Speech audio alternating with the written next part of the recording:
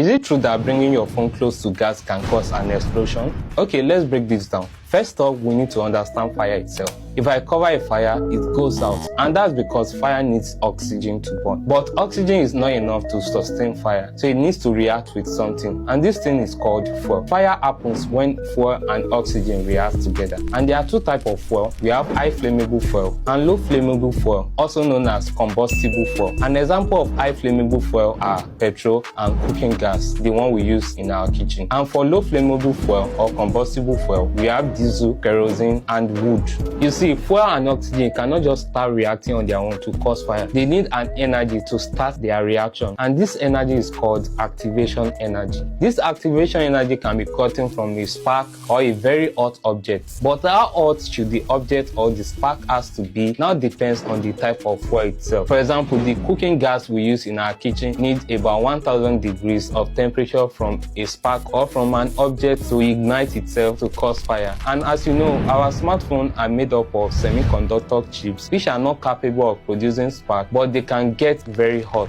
But how hot can they get? Just 85 degrees of temperature. And 85 degrees is way too far from 1000 degrees needed to ignite the cooking gas itself. But what about the case of radiation? Of course, our phone emits low energy microwave radiation, especially during phone calls. But this microwave is too weak to even warm a food, talk less of igniting a gas. So all those stories of smartphone causing gas explosion are likely a misunderstanding. What probably happened in those cases is something called auto-ignition. And this happens when gas gets too hot. And that's why it's always important for you to cook in a well-ventilated area and ensure that your gas cylinder doesn't overheat.